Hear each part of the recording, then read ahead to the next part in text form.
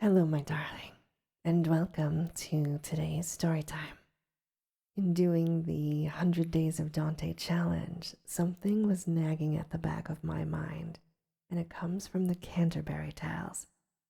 There's a story, the Wyf of Bathe story, and Dante plays a very minor role, but he is mentioned, and I thought it would be fun to take a little diversion today and read you some Canterbury Tales. I'm reading from the Penguin Classics edition. It's a fairly modern translation, and please forgive my sort of embarrassing stumbling of some of the rhyme schemes that are coming up. And now, on with our story time. When good King Arthur ruled in ancient days, a king that every Briton loves to praise, there was a land brimful of fairy folk. The elf queen and her courtiers joined and broke their elfin dance on many a green mead. Or so was the opinion once, I read, hundreds of years ago in days of yore. But no one now sees fairies any more. For now the saintly charity and prayer of holy friars seem to have purged the air. They search the countryside through field and stream, as thick as motes that speckle a sunbeam, blessing the halls, the chambers, kitchens, bowers, cities and boroughs, castles, courts, and towers, thorps, barns, and stables, outhouses, and dairies, and that's the reason why there are no fairies. Wherever there was wont to walk an elf, today there walks the holy friar himself. As evening falls, or when the daylight springs, saying his matins and his holy things, walking his limit round from town to town, women can now go safely up and down. By every bush or under every tree, there is no other incubus but he. So there is really no one else to hurt you, and he will do no more than take your virtue. Now it so happened, I began to say, long, long ago, in good King Arthur's day, there was a knight who was a lusty liver. One day as he came riding from the river, he saw a maiden walking all forlorn, ahead of him, alone, as she was born. And of that maiden, spite of all she said, by very force he took her maidenhead. This act of violence made such a stir, so much petitioning to the king for her, that he condemned the knight to lose his head. By course of law, he was as good as dead. It seems that then the statutes took that view, but that the queen and the other ladies too implored the king to exercise his grace so ceaselessly.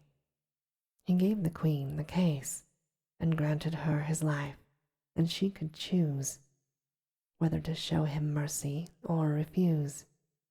The queen returned him thanks with all her might, and then she sent a summons to the knight at her convenience and expressed her will. You stand, for such is the position still, in no way certain of your life, said she. Yet you shall live if you can answer me. What is the thing that women most desire? Beware the axe, and say as I require.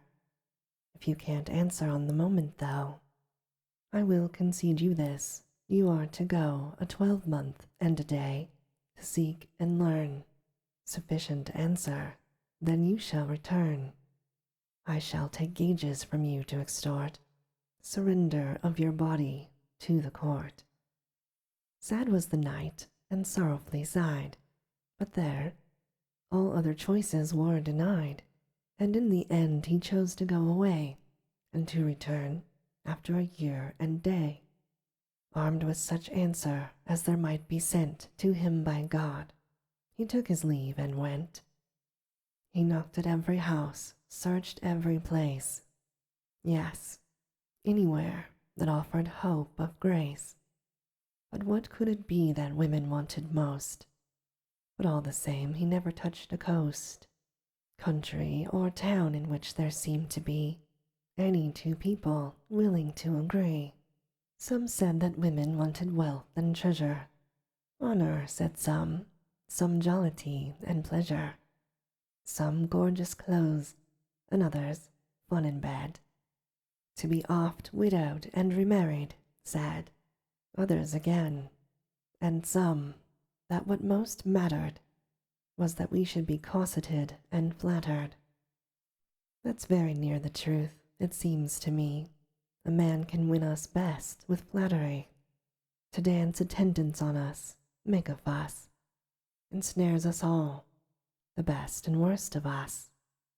Some say the things we most desire are these: freedom to do exactly as we please, with no one to reprove our faults and lies. Rather to have one call us good and wise. Truly there's not a woman in 10 score who has a fault and someone rubs the sore, but she will kick you if what he says is true. You try it out, and you will find so too.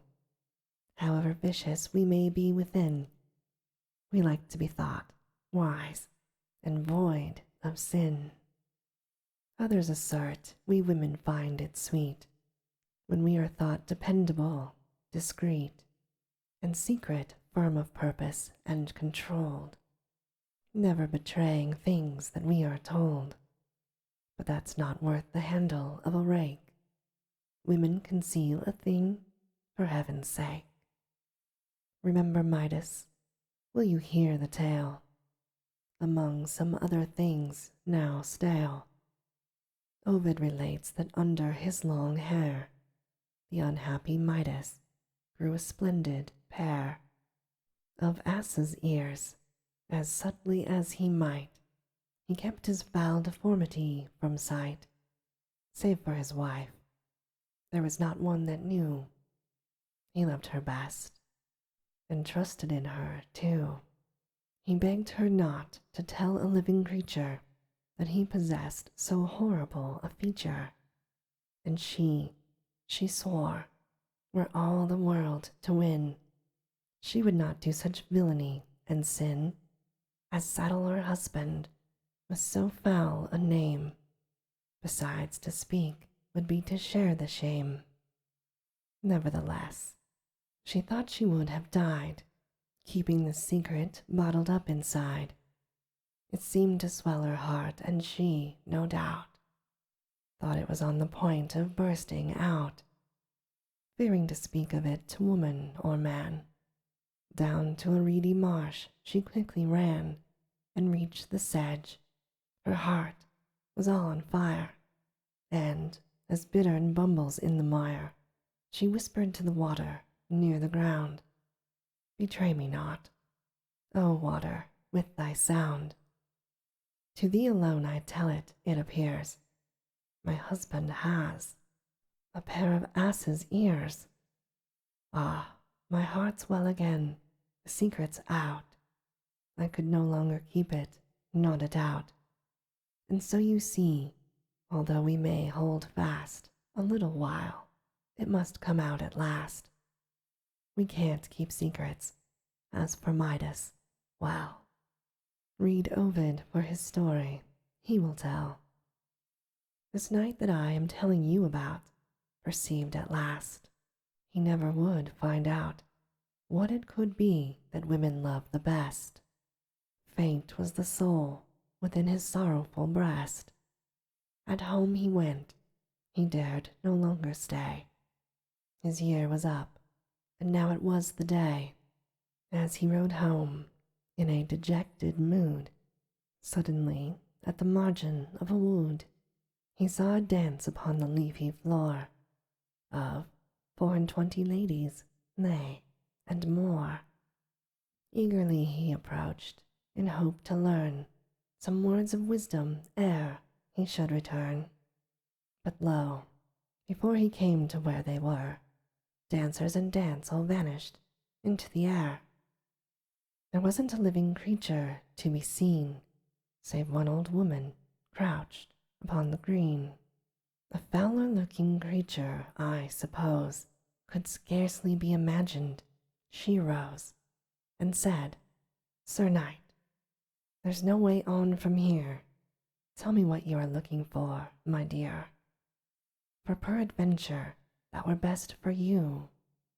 We old women know a thing or two." "Dear mother," said the knight, "alack the day! I'm as good as dead if I can't say what thing it is that women most desire. If you could tell me, I would pay your hire." "Give me your hand," she said, "and swear to do whatever I shall next require of you, if so to do should lie within your might, and you shall know the answer before night." "Upon my honor," he answered, "I agree." "Then," said the crone, "I dare to guarantee your life is safe. I shall make good my claim. Upon my life, the queen will say the same. Show me the very proudest of them all, in costly coverchief or jeweled caul, that dare say no to what I have to teach. Let us go forward without further speech." And then she crooned her gospel in his ear, and told him to be glad and not to fear. They came to court. This knight in full array stood forth and said, "O Queen, I've kept my day, and kept my word, and have my answer ready." There sat the noble matrons, and the heady young girls, and widows too, that have the grace of wisdom, all assembled in that place. And there the queen herself was throned to hear, and judge his answer. Then the knight drew near, and silence was commanded through the hall. The queen gave order he should tell them all what thing it was that women wanted most. He stood not silent like a beast or post, but gave his answer with the ringing word of a man's voice, and the assembly heard.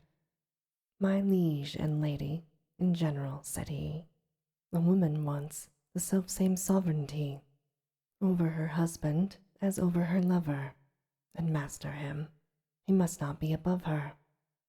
That is your greatest wish, whether you kill or spare me, please yourself, I will wait your will." In all the court, not one that shook her head, or contradicted what the knight had said. Maid, wife, and widow cried, "He saved his life." And on the word, up started the old wife, the one the knight saw sitting on the green, and cried, "Your mercy, sovereign lady queen. Before the court disperses, do me right. 'Twas I who taught the answer to the knight, for which he swore and pledged his honor to it, that the first thing I asked of him he'd do it, so far as it should lie within his might. Before this court I ask you then, Sir Knight, to keep your word and take me for your wife, for well you know that I have saved your life. If this be false, deny it on your sword." "Alas," he said, "old lady, by the Lord, I know indeed that such was my behest, but for God's love think of a new request. Take all my goods, but leave my body free." "A curse on us," she said, "if I agree. I may be foul, I may be poor and old, yet will not choose to be for all the gold that's bedded in the earth or lies above, less than your wife, nay, than your very love." "My love," said he, "by heaven, my damnation! Alas, that any of my race and station should ever make so foul a misalliance." Yet in the end, his pleading and defiance all went for nothing. He was forced to wed. He takes the ancient wife and goes to bed. Now, peradventure some may well suspect, a lack of care in me since I neglect to tell of the rejoicing and display made at the feast upon their wedding day. I have but a short answer to let fall. I say there was no joy or feast at all, nothing but heaviness of heart and sorrow. He married her in private on the morrow, and all day long stayed hidden like an owl. It was such torture that his wife looked foul. Great was the anguish churning in his head when he and she were piloted to bed. He wallowed back and forth in desperate style. His ancient wife lay smiling all the while. At last she said, "Bless us, is this, my dear, how knights and wives get on together here? Are these the laws of good King Arthur's house? Are knights of his to be all so contemptuous? I am your own beloved, and your wife, and I am she, indeed, that saved your life. And certainly I never did you wrong. Then why this first of nights, so sad a song? You're carrying on as if you were half-witted. Say, for God's love, what sin have I committed? I'll put things right if you tell me how." "Put right," he cried, "that never can be now. Nothing can ever be put right again. You're old and so abominably plain, so poor to start with, so low-bred to follow. It's little wonder if I twist and wallow. God, that my heart would burst within my breast. Is that," said she, "the cause of your unrest?" "Yes, certainly," he said, "and can you wonder I could set right what you suppose a blunder? That's if I cared to, in a day or two, if I were shown more courtesy by you. Just now," she said, "you spoke of gentle birth, such as descends from ancient wealth and worth. If that's the claim you make for gentlemen, such arrogance is hardly worth a hen.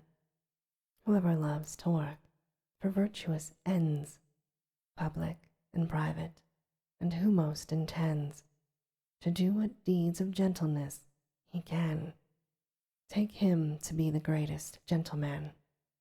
Christ wills we take our gentleness from him, not from a wealth of ancestry long dim, though they bequeath their whole establishment, by which we claim to be of high descent. Our fathers cannot make us a bequest of all those virtues that became them best, and earned for them the name of gentlemen, but bade us follow them as best we can." Thus the wise poet of the Florentines, Dante by name, has written in these lines, for such is the opinion Dante launches. Seldom arises by these slender branches prowess of men, for it is God no less wills us to claim of him our gentleness.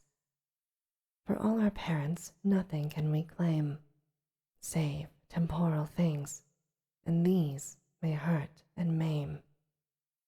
But everyone knows this as well as I, for if gentility were planted by the natural course of lineage down the line, public or private, could it cease to shine in doing the fair work of gentle deed, no vice or villainy could then bear seed.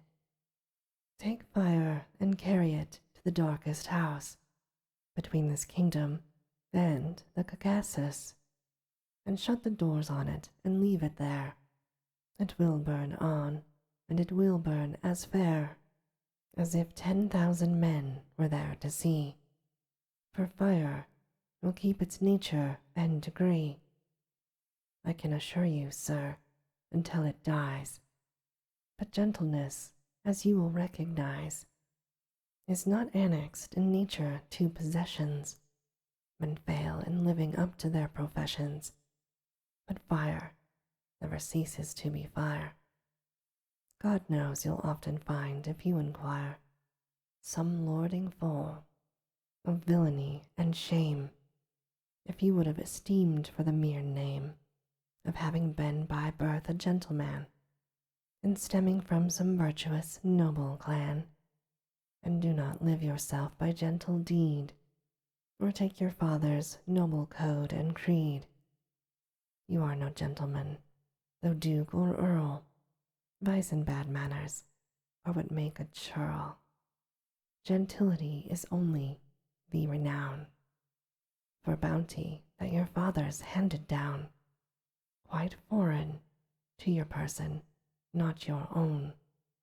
Gentility must come from God alone. That we are gentle comes to us by grace, and by no means is it bequeathed with place. Reflect how noble, says Valerius, was Tullius surnamed Hostilius, who rose from poverty to nobleness, and read Boethius Seneca no less. Thus they express themselves and are agreed. Gentle is he that does a gentle deed. And therefore, my dear husband, I conclude that even if my ancestors were rude, yet God on high, and so I hope he will, can grant me grace to live in virtue still. A gentlewoman only when beginning to live in virtue and to shrink from sinning. As for my poverty, which you reprove, Almighty God himself, in whom we move, believe and have our being, choose a life of poverty, and every man a wife. Nay, every child can see our heavenly King would never stoop to choose a shameful thing. No shame in poverty if the heart is gay, as Seneca and all the learned say.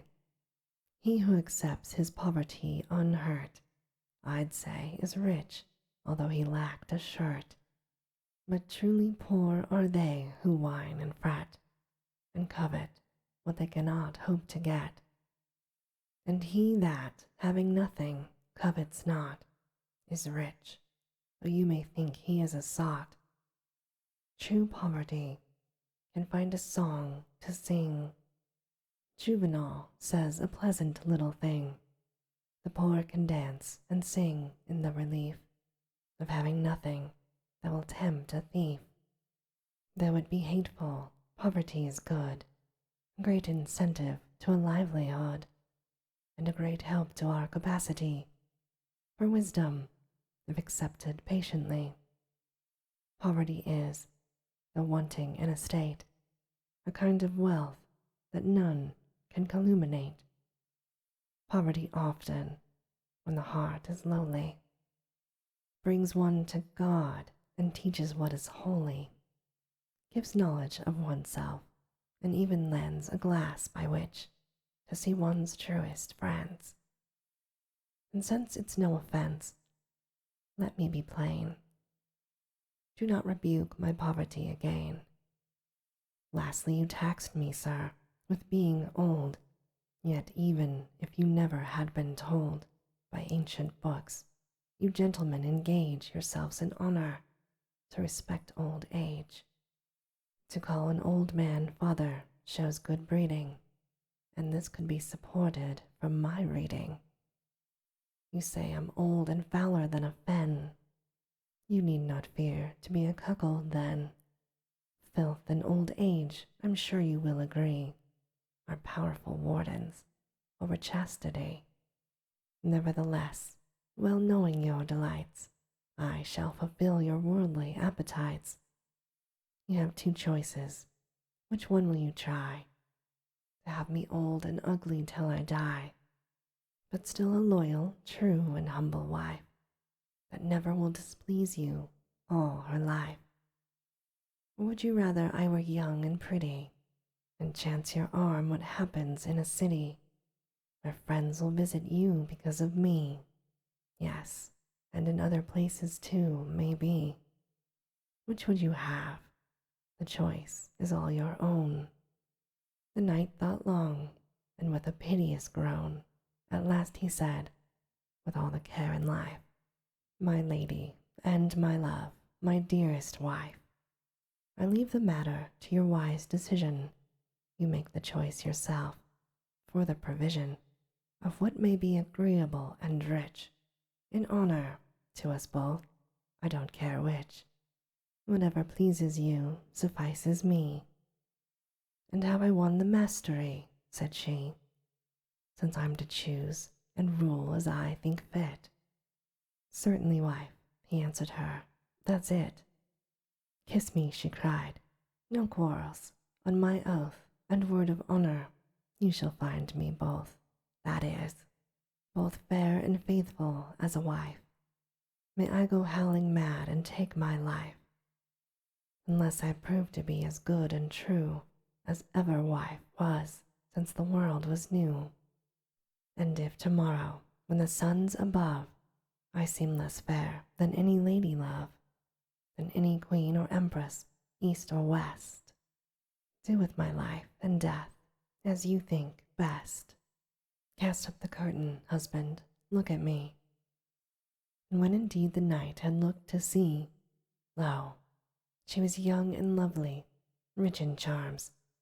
In ecstasy, he caught her in his arms. His heart went bathing in a bath of blisses, and melted in 100,000 kisses, and she responded in the fullest measure, with all that could delight or give him pleasure. So they lived ever after to the end in perfect bliss, and may Christ Jesus send us husbands meek and young, and fresh in bed, and grace to overbid them when we wed.